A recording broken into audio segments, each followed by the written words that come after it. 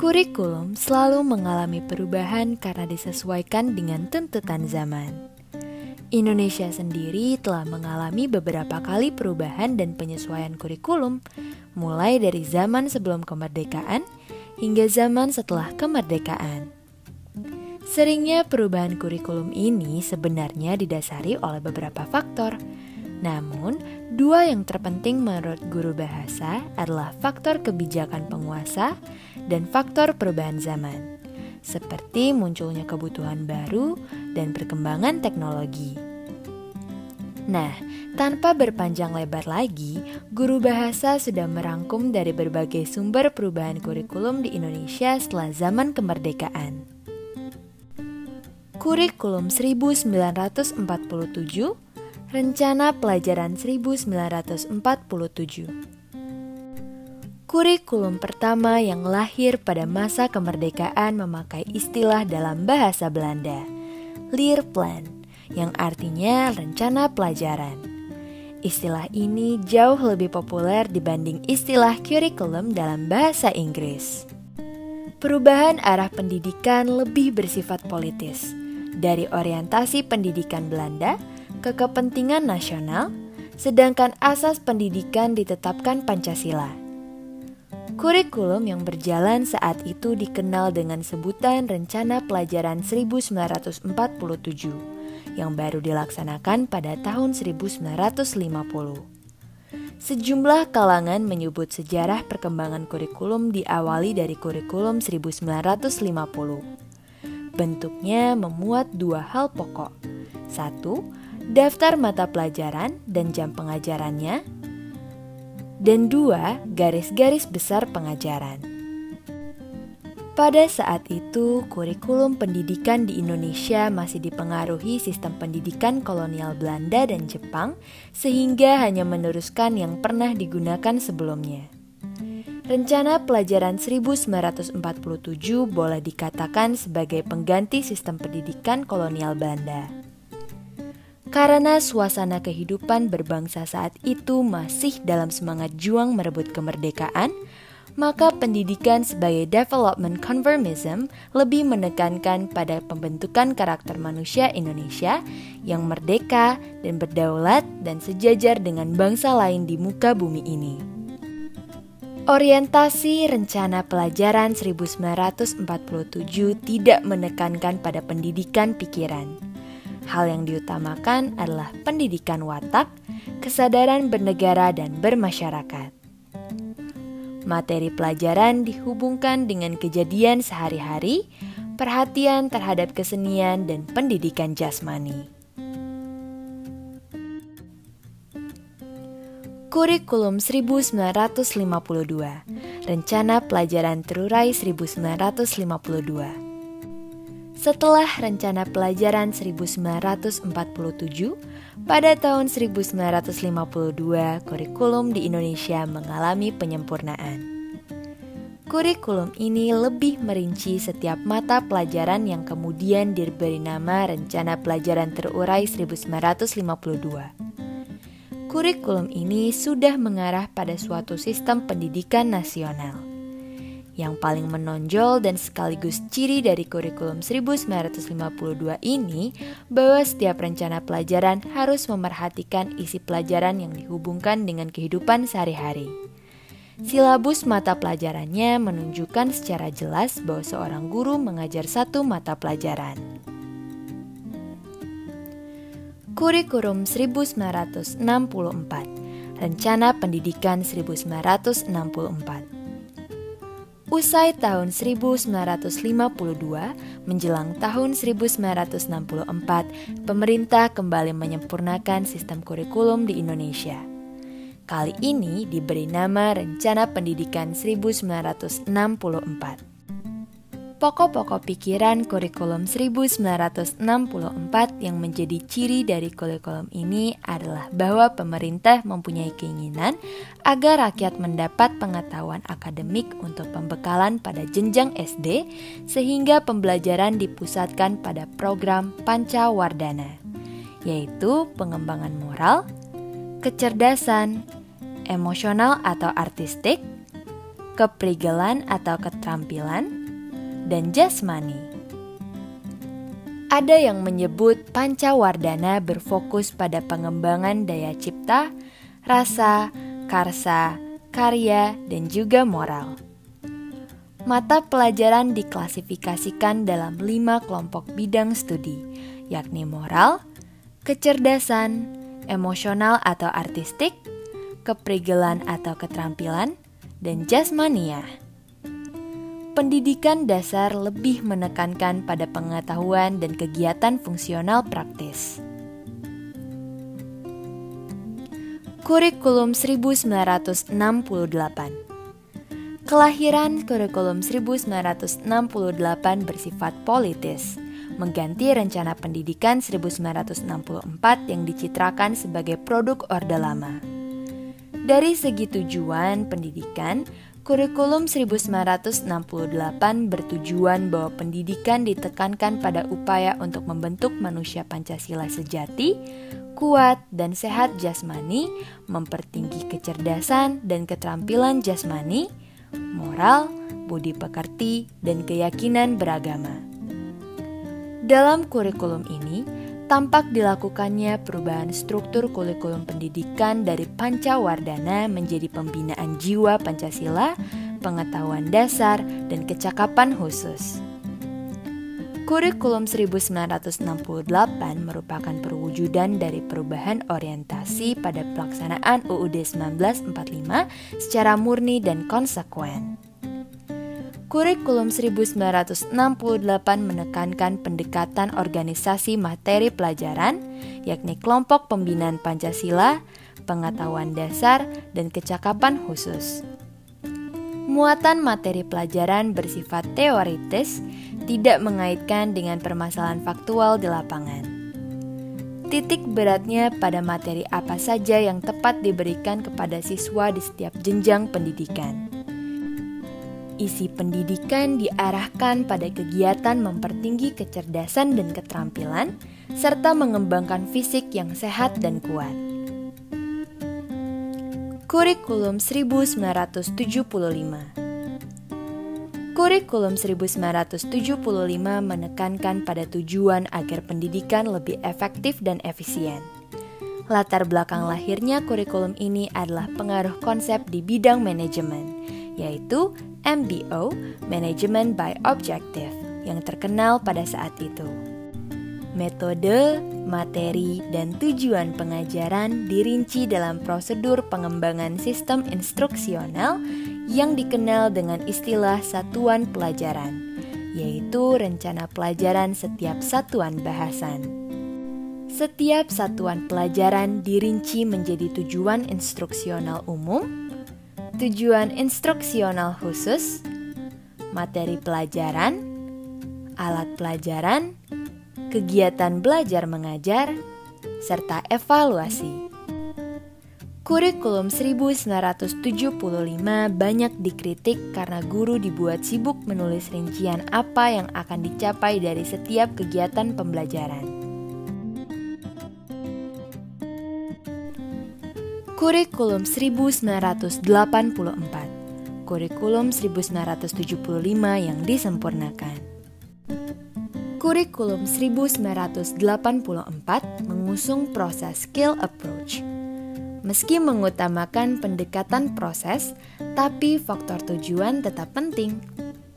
Kurikulum ini juga sering disebut kurikulum 1975 yang disempurnakan.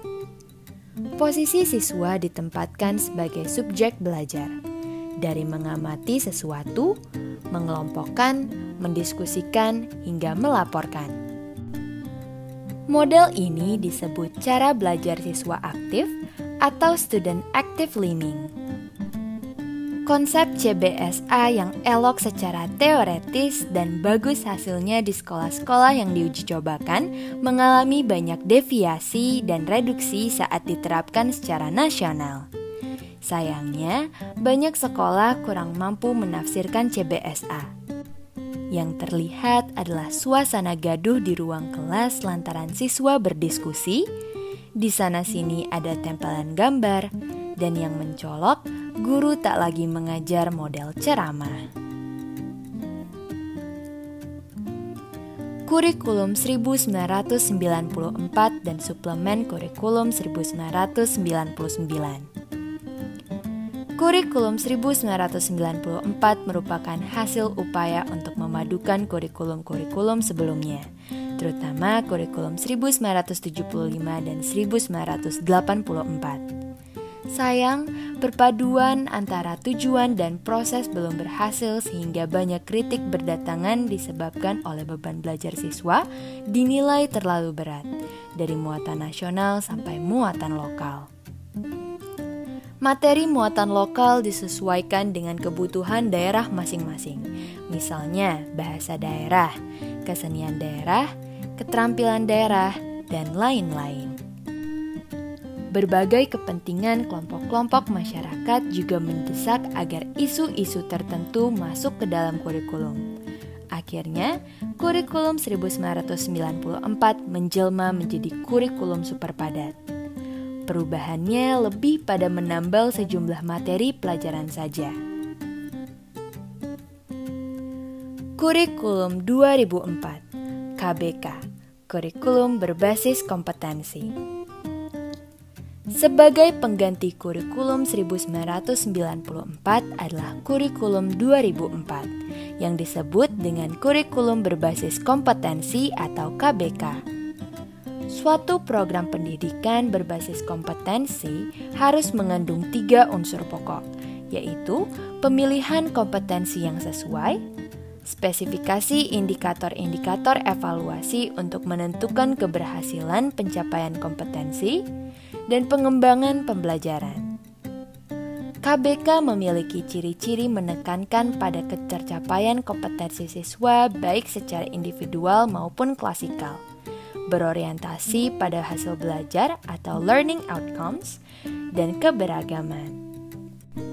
Kegiatan pembelajaran menggunakan pendekatan dan metode yang bervariasi. Sumber belajar bukan hanya guru, tetapi juga sumber belajar lainnya yang memenuhi unsur edukatif.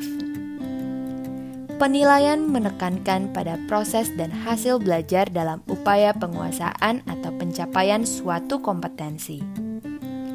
Struktur kompetensi dasar KBK ini dirinci dalam komponen aspek kelas dan semester. Keterampilan dan pengetahuan dalam mata pembelajaran disusun dan dibagi menurut aspek dari mata pelajaran tersebut. Pernyataan hasil belajar ditetapkan untuk setiap aspek rumpun pada pembelajaran pada setiap level. Perumusan hasil belajar adalah untuk menjawab pertanyaan, apa yang harus siswa ketahui dan mampu lakukan sebagai hasil belajar mereka pada level ini? Hasil belajar mencerminkan kelulusan, kedalaman, dan kompleksitas kurikulum dinyatakan dengan kata kerja yang dapat diukur dengan berbagai teknik penilaian. Setiap hasil belajar memiliki seperangkat indikator. Perumusan indikator adalah untuk menjawab pertanyaan, bagaimana kita mengetahui bahwa siswa telah mencapai hasil belajar yang diharapkan?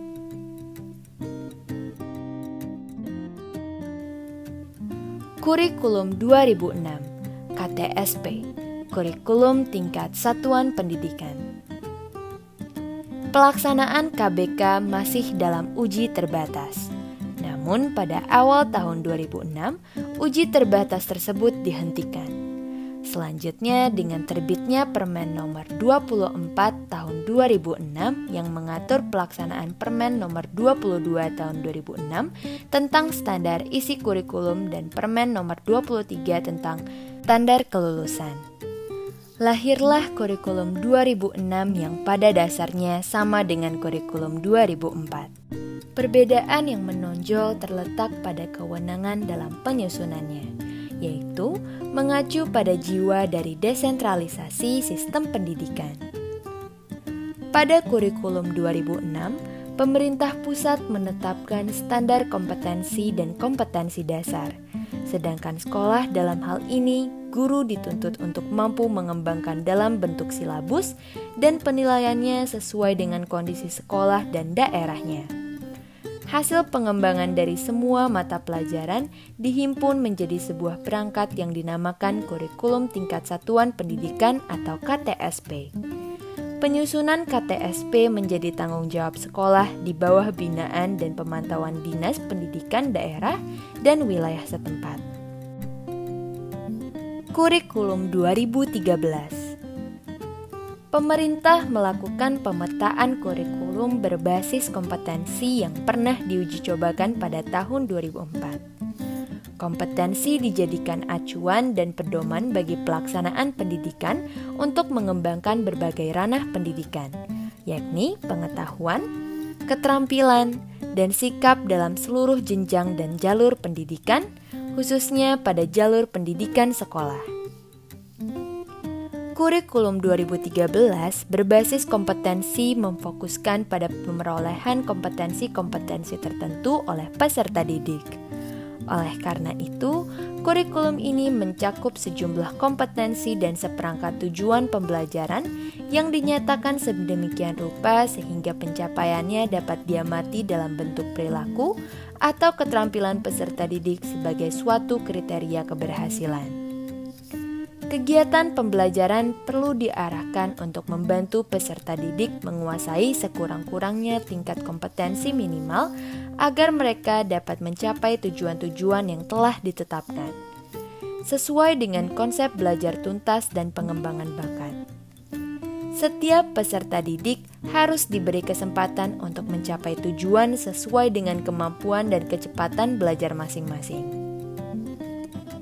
Tema utama kurikulum 2013 adalah menghasilkan insan Indonesia yang produktif, kreatif, inovatif, afektif melalui pengamatan sikap, keterampilan, dan pengetahuan yang terintegrasi. Untuk mewujudkan hal tersebut, dalam implementasi kurikulum, guru dituntut secara profesional merancang pembelajaran secara efektif dan bermakna, mengorganisir pembelajaran, memilih pendekatan pembelajaran yang tepat, menentukan prosedur pembelajaran, dan pembentukan kompetensi secara efektif, serta menetapkan kriteria keberhasilan. Kurikulum paradigma baru.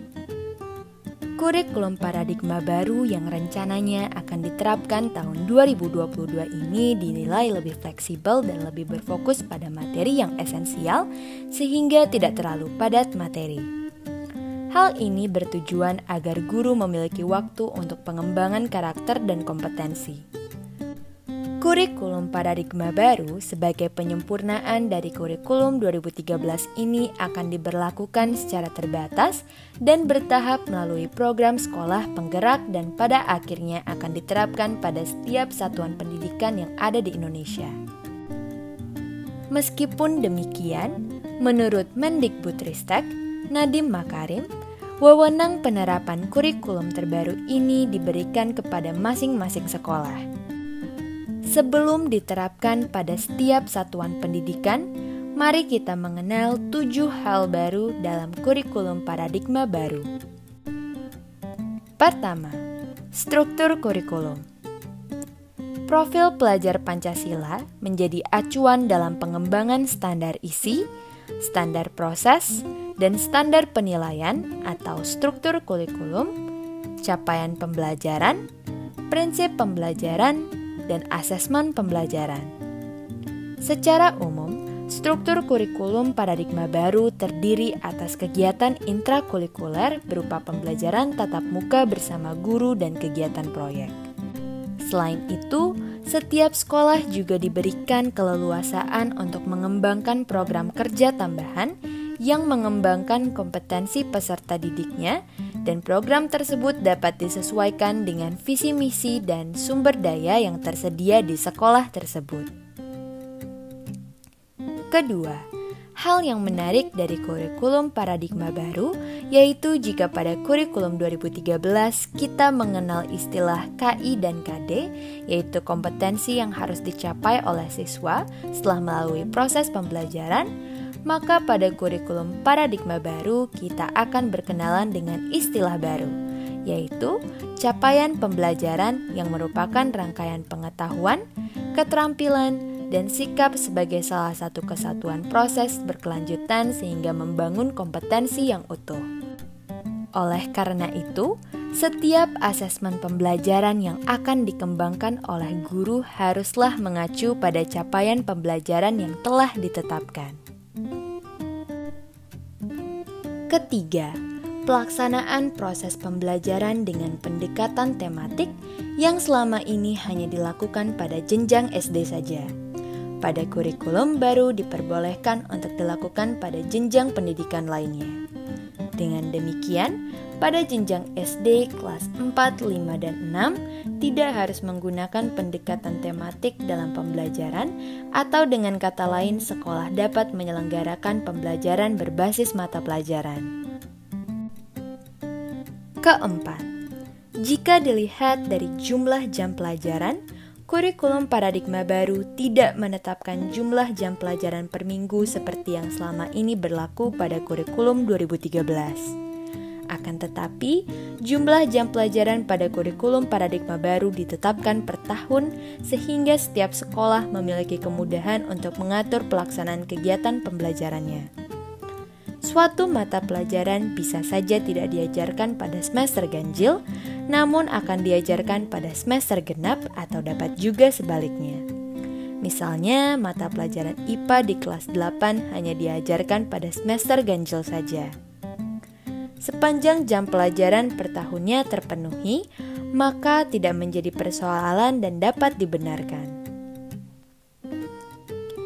Kelima, sekolah juga diberikan keleluasaan untuk menerapkan model pembelajaran kolaboratif antar mata pelajaran serta membuat asesmen lintas mata pelajaran. Misalnya, berupa asesmen sumatif dalam bentuk proyek atau penilaian berbasis proyek. Pada kurikulum paradigma baru, siswa SD paling sedikit dapat melakukan 2 kali penilaian proyek dalam 1 tahun pelajaran. Sedangkan siswa SMP, SMA, atau SMK setidaknya dapat melaksanakan 3 kali penilaian proyek dalam 1 tahun pelajaran. Hal ini bertujuan sebagai penguatan profil pelajar Pancasila. Keenam, untuk mata pelajaran teknologi informasi dan komunikasi yang pada kurikulum 2013 dihilangkan, maka pada kurikulum paradigma baru mata pelajaran ini akan dikembalikan dengan nama baru, yaitu informatika, dan akan diajarkan mulai dari jenjang SMP. Bagi sekolah yang belum memiliki sumber daya atau guru informatika, maka tidak perlu khawatir untuk menerapkan mata pelajaran ini karena mata pelajaran ini tidak harus diajarkan oleh guru yang berlatar belakang TIK atau informatika, namun dapat diajarkan oleh guru umum. Hal ini disebabkan karena pemerintah melalui Kementerian Pendidikan, Kebudayaan, Riset, dan Teknologi telah mempersiapkan buku pembelajaran informatika yang sangat mudah digunakan dan dipahami oleh pendidik dan peserta didik. Ketujuh, untuk mata pelajaran IPA dan IPS jenjang sekolah dasar kelas 4, 5, dan 6 yang selama ini berdiri sendiri, dalam kurikulum paradigma baru kedua mata pelajaran ini akan diajarkan secara bersamaan dengan nama mata pelajaran Ilmu Pengetahuan Alam Sosial atau IPAS. Hal ini bertujuan agar peserta didik lebih siap dalam mengikuti pembelajaran IPA dan IPS yang terpisah pada jenjang SMP. Sedangkan pada jenjang SMA, peminatan atau penjurusan IPA, IPS, dan Bahasa akan kembali dilaksanakan pada kelas 11 dan 12. Harapan kita semua tentunya kurikulum yang baru tidak akan mengalami nasib yang sama dengan kurikulum-kurikulum sebelumnya. Namun, yang terpenting, kurikulum baru harus mampu memberikan pencerahan terhadap perubahan paradigma berpikir para pelaksana di lapangan, serta mampu memfasilitasi dan membantu meningkatkan kompetensi peserta didik agar memiliki kecakapan hidup sehingga mampu bersaing baik di kancah nasional maupun internasional.